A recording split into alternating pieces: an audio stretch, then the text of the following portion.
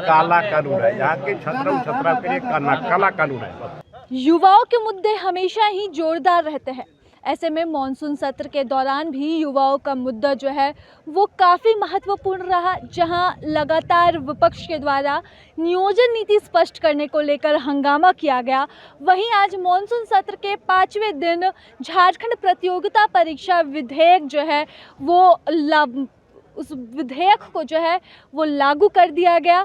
हालांकि विधेयक लागू करने से पहले बीजेपी ने इसका प्रबल विरोध किया था, जो कि फिलहाल विपक्ष में मौजूद है। और इस विरोध के बाद भी जब इस विधेयक को पास किया गया तब बीजेपी ने सदन के अंदर से वॉकआउट कर दिया और बिल फाड़ते हुए बीजेपी के विधायक जो है वो सदन से बाहर निकलते हैं। सरकार बहुमत के ताकत पर इस प्रकार के काले कानून को ला रही है।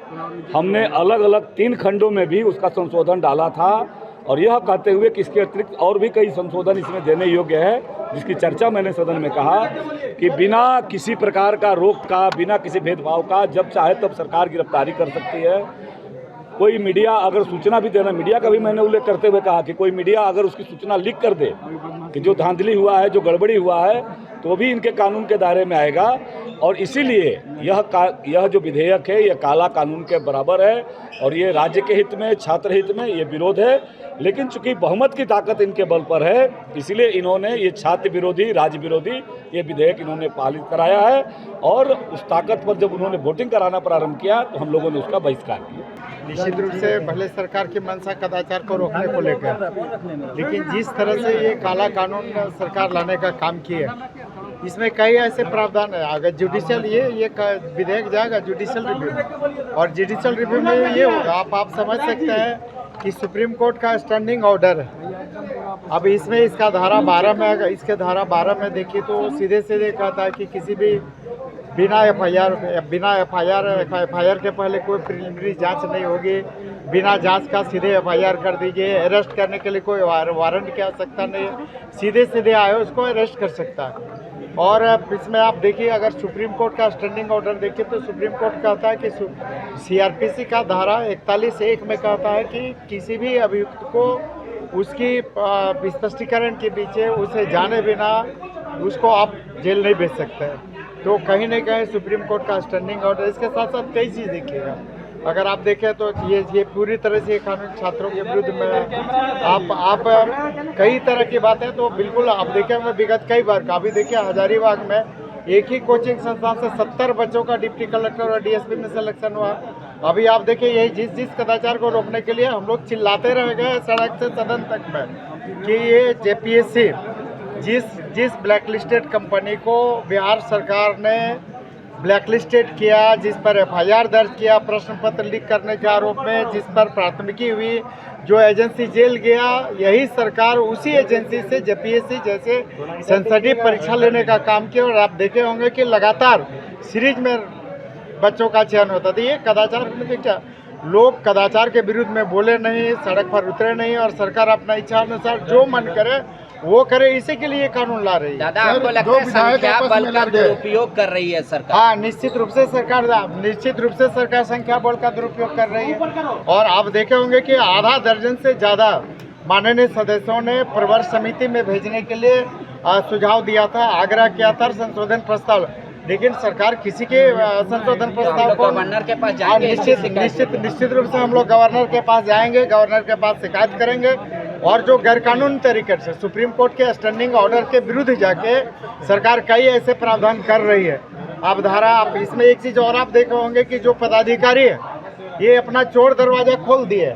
उसमें धारा 33 में कहता कि सद्भावना से की गई हर उनकी बुरी काम को भी ये सद्भावना से किए हुए अपना घोषित करते हुए अपना गर्दन बचा लेंगे, लेकिन भोली भाली जनता को जेल में डालेंगे। जो इसके विरुद्ध में आवाज़ उठाएगा उसको जेल में डालने का काम करें।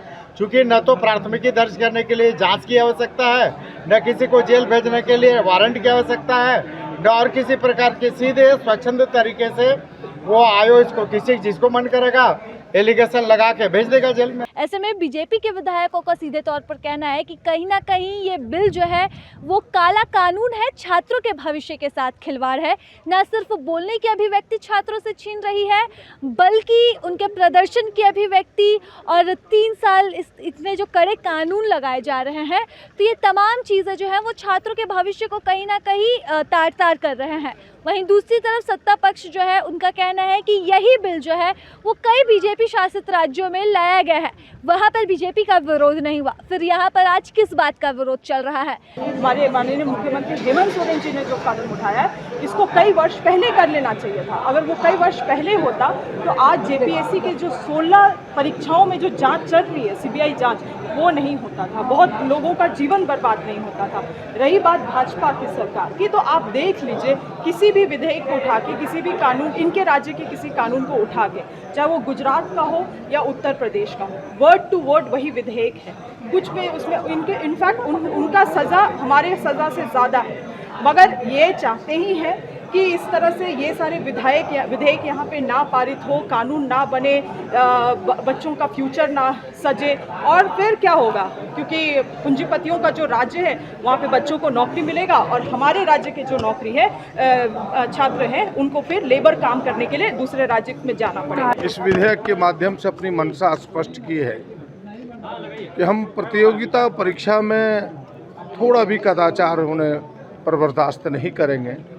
परीक्षाएं आयोजित हो, सफल तरीके से आयोजित हो, स्वच्छ तरीके से आयोजित हो, और उसके लिए इस कानून को उन्होंने लाया और कई राज्यों ने इस कानून को आज के समय के परिप्रेक्ष्य में लाया है।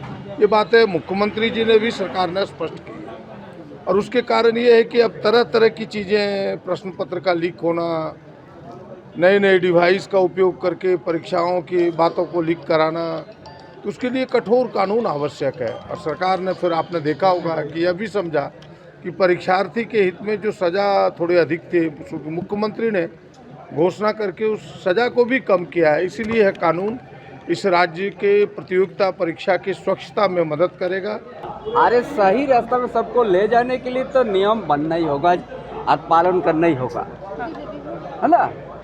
तो ऐसे फिर ही छोड़ दीजिएगा तो दादा इतना काला कानून बता रहे हैं। कौन बोलता है काला कानून? उन लोग को तो हर चीज काला ही दिखता है। उन लोग को माने जब से यहाँ पर आए कभी उन लोग को सही नहीं दिखता है। किसका लिए हम लोग किया है ये पहले तो जानना चाहिए ना। तो ये किसके हित में है दादा? साहब ये जितना ही अनुशासन पालन होगा, जितना ही नियम पालन होगा, उतना ही बढ़िया है। दादा आसू के नेता ने कहा है कि ये अधिकारियों को बचाए हैं आप, और जो परीक्षार्थी अरे सबका ऊपर है, उनका भविष्य खराब कर रहे हैं आप। एजेंसी के ऊपर में भी है, हल्का पूरा है नहीं, हल्का नहीं। तो विपक्ष और सत्ता पक्ष दोनों इस विधेयक पर अपनी अपनी अलग अलग राय रख रहे हैं। हालांकि आधा दर्जन से अधिक संशोधन जो है इस विधेयक पर लाए गए थे, जो सत्ता पक्ष और विपक्ष दोनों के ही तरफ से था, और कहीं ना कहीं से पुनर्विचार के लिए भेजने पर बात चल रही थी। लेकिन एक जोरदार हंगामे के बीच जो है, बड़ी संख्या होने के कारण सत्ता पक्ष का ये बिल जो है वो पास हो जाता है, और विपक्ष जो है, विपक्ष का कहना है कि इस पर हंगामा और विरोध जारी रहेगा। कल आखिरी दिन है मॉनसून सत्र का। ऐसे में देखने वाली बात रहेगी कि आज के इस विरोध के बाद कल का क्या कुछ दृश्य रहता है। प्रभातखबर.com, विश्वास वही, रफ्तार नहीं।